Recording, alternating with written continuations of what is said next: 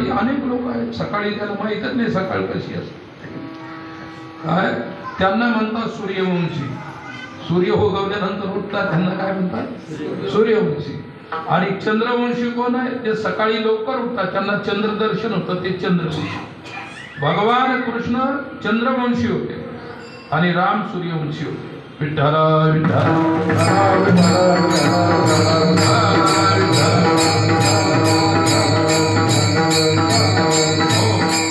पांडुरंग कोणत्या वंशाचे, चंद्रवंशाचे. पांडुरंग म्हणजे कृष्ण. गीताजीने उपदेशिली तीही विटेवरी माऊली. ज्यानं गीतेचा उपदेश केला तीच माऊली विटेवरती उभी आहे. म्हणजे विठ्ठल कोण आहे, कृष्ण आहे. कृष्ण हा चंद्रवंशी आहे. विठ्ठल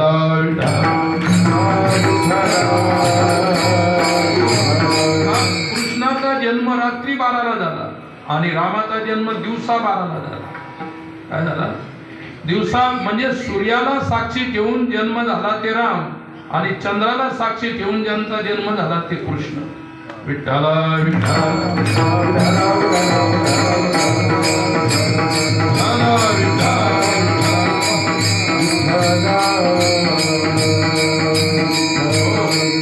मग श्रीकृष्ण चंद्राचा उदय कोकणात झाला. कृष्ण चंद्राचा उदय कुठे झाला, रोजचा चंद्र पाहता त्याचा उदय कुठे होतो, आकाशात होतो. काय म्हणतो आपण, आकाशात चंद्र दिसत आहे. आणि श्रीकृष्ण चंद्र जन्माला आले किंवा अवतार धारण केला कोकणात. विठ्ठल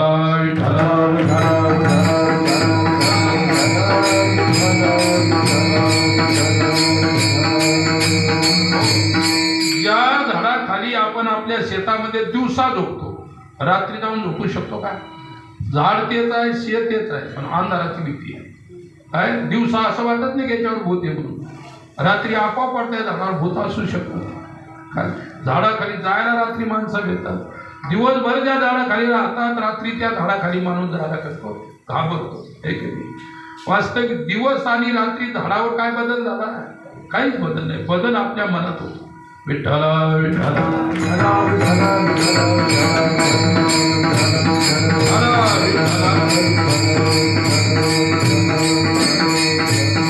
बदललं काय पाहिजे, मन बदललं पाहिजे. शरीर बदलून काय उपयोग आहे.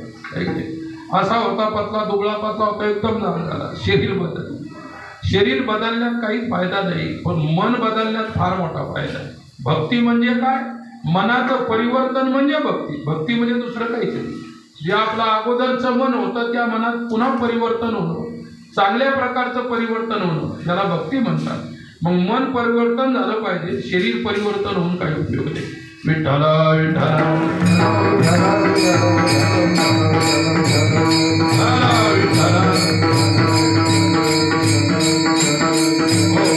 भगवंत कृष्णचंद्र परमात्मा गोकुळामध्ये आला.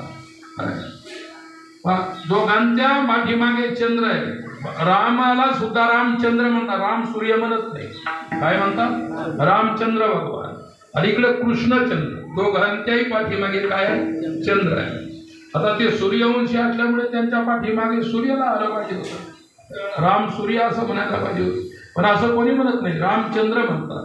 आहे की नाही. तसं कृष्णचंद्र रामचंद्र. चंद्र का म्हटलं दोघांना, की जगाला आनंद देतात, शीतलता देतात, थंडावा देतात, मनाला शांती देतात. म्हणून रामही चंद्र आणि कृष्णही चंद्र आहे. विठ्ठल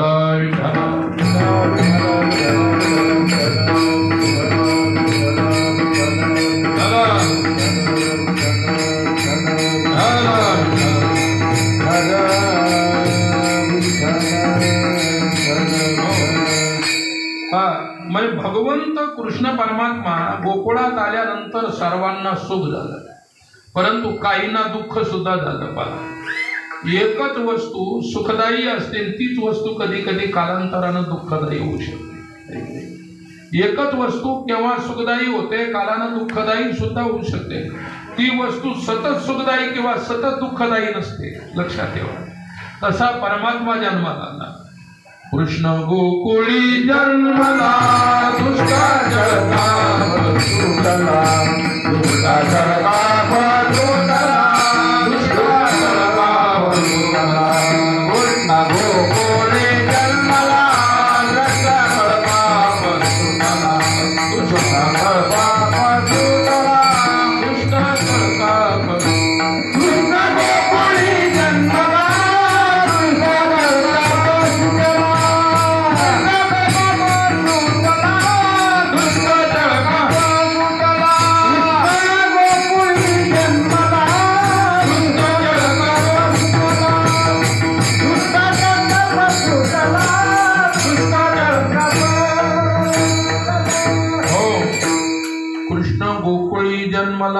दुष्टा चळकाप सुटला. कृष्णाचा जन्म गोकुळात झाला किंवा अवतार झाला गोकुळामध्ये, तर दुष्टांना भीती निर्माण झाली की आपलं कसं होणार. सर्वात दुष्ट त्या काळातला कंस होता. कृष्णाचा सर्वात मोठा शत्रू, विरोधी, समाजाचा सुद्धा शत्रू कोण होता? कंस होता. त्या कंसामुळे मथुरेचा समाजही सुखी नव्हता आणि राज्यातला समाजही सुखी नव्हता. जसं म्हटलेलं आहे की यथा राजा तथा प्रजा. राजा जसा असेल तसे प्रभाव प्रजेवरती पडत असतात. राजा जर चुकीचा असेल तर प्रजा सुद्धा दुःखी राहते. मग कंसाचं साम्राज्य, कंस सहसी राजा झाला का? त्याला कोणी राजा केलं का? त्याच्या मनानं राजा झाला. राज्य कोणाचं? बापाचं होतं. राज्य उग्रसेन होतं. विठ्ठला विठ्ठला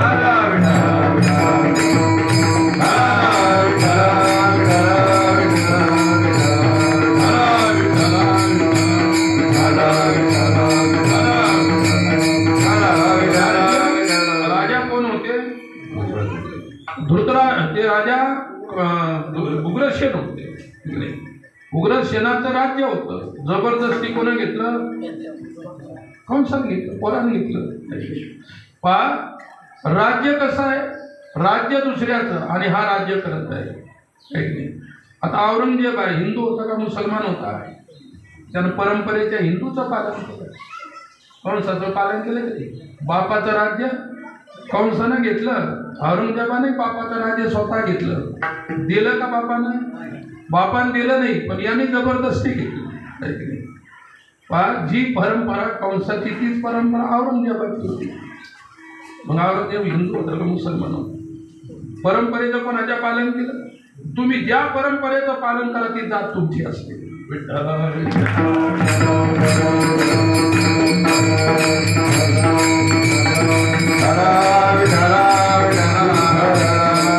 परंपरा सज्जनाच्या आचरणाला परंपरा म्हणतात, दुर्जनाच्या आचरणाला परंपरा म्हणतात.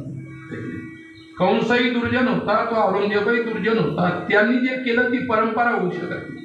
ते कोणाच्याही परंपरेचे नाही. लक्षात काय? प्रत्येक धर्माचं शास्त्र आहे. हिंदू धर्माचं शास्त्र आहे, इस्लामचं शास्त्र आहे, बुद्ध धर्माचं शास्त्र आहे. प्रत्येक धर्माचं शास्त्र आहे. त्या शास्त्राप्रमाणे जो वागेल तो त्या परंपरेचा, आणि त्या शास्त्राप्रमाणे वागला नाही तर त्याच्याजवळ ती परंपरा नाही, आणि त्याची परंपरा समाजाच्या प्रजेच्या कामाची. विठ्ठला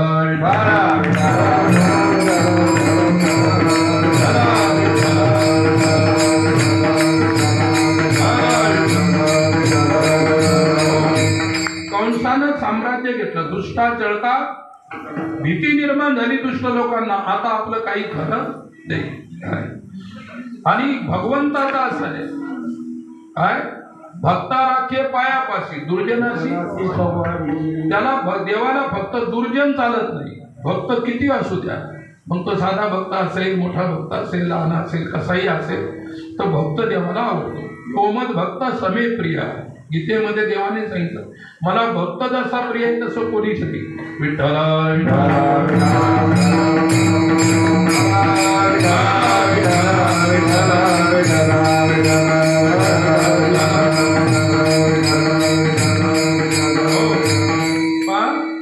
एक महत्वाची विशेषता होती, गोकुळामध्ये 100% लोक सज्जन.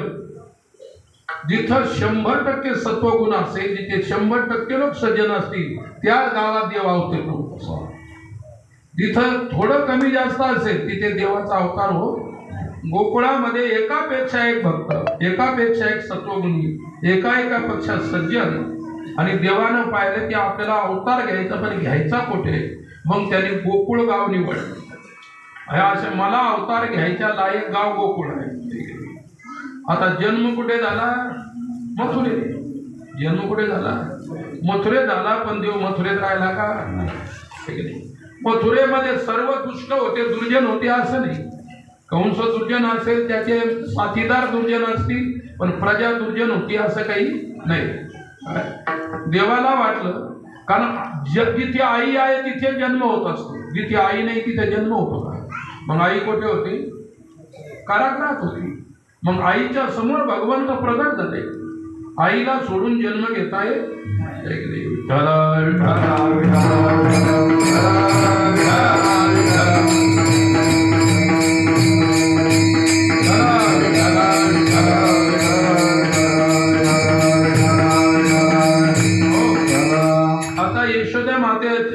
देवकी मातेच्या समोर भगवंत प्रगट झाले. त्यांचा जन्म झालेला, कारण जन्म जीवाचा होतो, देवाचा जन्म होत नसतो. कारण देवाने गीतेत काय सांगितलं, जन्म कर्मच मे दिव्यम मेवम्यो वेती तत्वता. जो खरोखर तत्वपूर्वक जाणतो की माझा जन्म हो, कारण ज्याचा जन्म होतो त्याचा मृत्यू होतो, ज्याचा जन्म होतो. मग तुम्ही म्हणाल की ज्यावेळी जरा नावाच्या व्याधाने त्याला काय मारला, बाण मारल्यानंतर देव मेला का नाही. लक्षात ठेवा, आपला जसा मृत्यू होतो तसा देवाचा मृत्यू नाही झाला. देव चालत बोलत आपलं कार्य संपल्यानंतर सरळ वैकुंठाला निघून गेले. जिथून ते आले होते अवतार घेऊन तिथंच ते पुन्हा पोहोचले. निमित्त काय झालं की व्याधाने बाण मारला. विठ्ठला विठ्ठला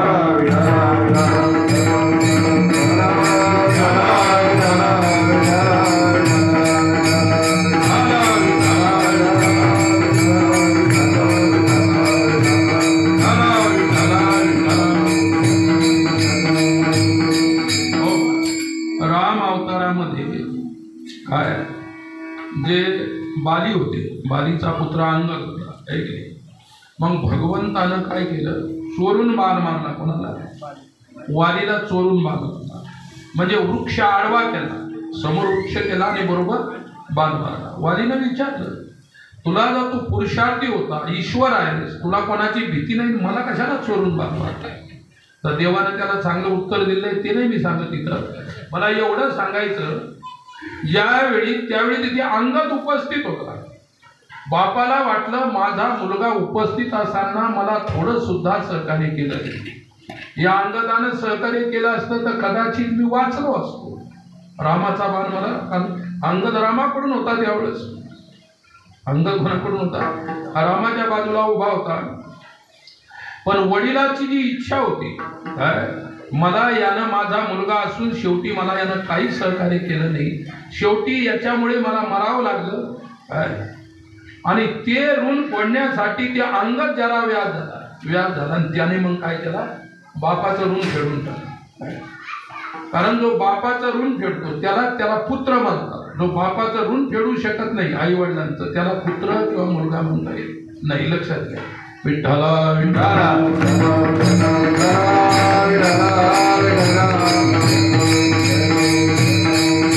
आपल्या धर्मामध्ये अशी मान्यता आहे की आपले आई वडील आजोबा जे गेले, ज्यांचा मृत्यू झाला, ते पितर देवतामध्ये तिथं राहतात, पितर लोकात राहतात. माझे झाले गयावर जाना,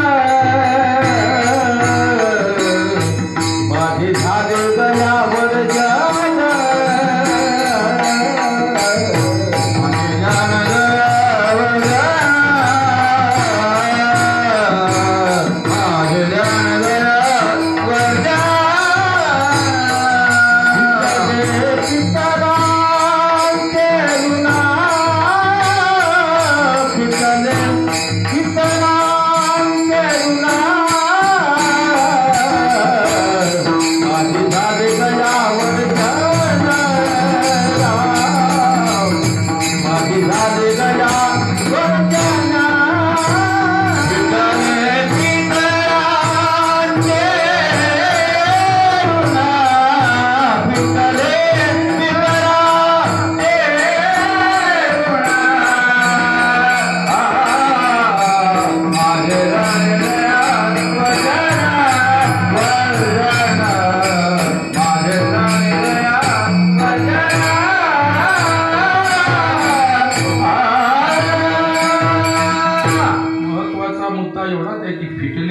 पितराचे ऋण.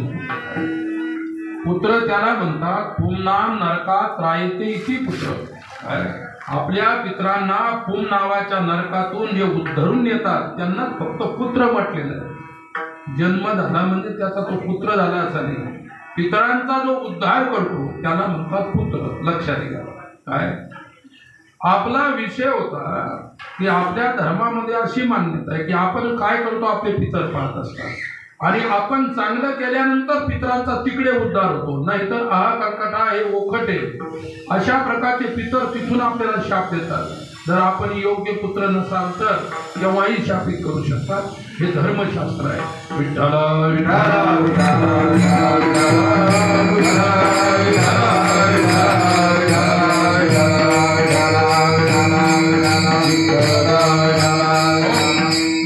भगवंत आल्यानंतर दुष्टांना भीती निर्माण झाली की आपलं कसं होणार, आपलं आता अस्तित्व काय होणार, समाप्त होणार. कोणाचं?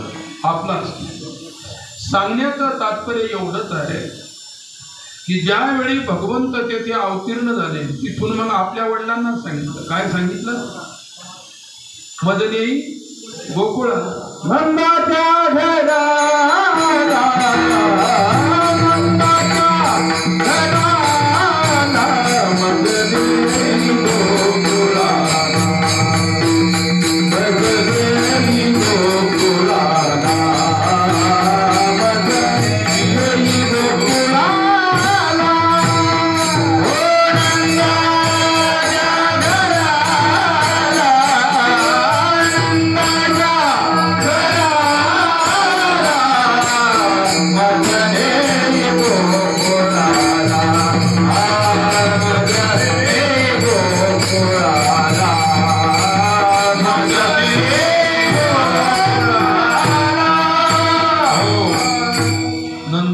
घराला मदनी गोकुळाला माया उपदली तेथे ठेवी आणि गदली ते. तिथं माया निर्माण झालेली आहे. नंदाच्या घरी माया. नंदाला माहित नाही आमच्या घरी माया जन्माला आली, यशोदेला माहित नाही आमच्या घरी नंदा जन्माला आली माया. जी कळत नाही, दिसत नाही, तिला काय म्हणतात? माया. ती समजत नाही, दिसत नाही, कळत नाही, पण काम करत राहते. वारं दिसतं का? वायू दिसत नाही पण त्याचं काम करतो की नाही? किती मोठे पत्राचं खारा असेल तर पुन्हा ओढून नेतो, पण तो दिसतो का? तशी माया दिसत नाही पण काम करत राहते. विठ्ठल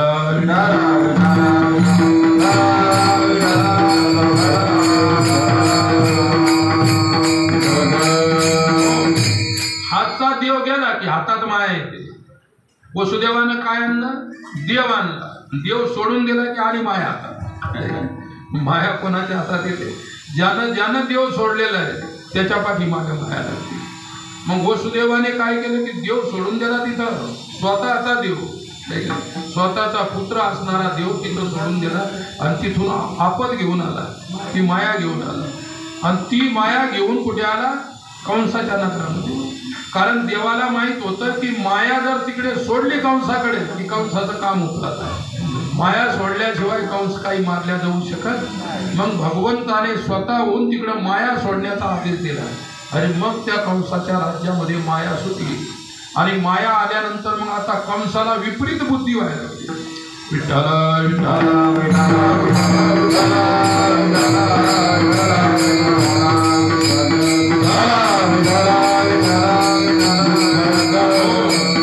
नंदगोप गृहे जाता यशोदा गर्भ संभवा. यशोदेच्या घरी जन्माला आलेली माया नंदाच्या घरी ती वसुदेवानं काय इकडे आणली. आणल्यानंतर ती माया शांत राहते का? नाही. काय माया तिलाच म्हणतात ती अतिशय चंचल आहे. तिच्यासारखा अशांत काही नाही. ती अशांत आहे आणि ज्याच्याजवळ आली त्यालाही अशांत करून टाकते. शांत बसू दे. विठ्ठल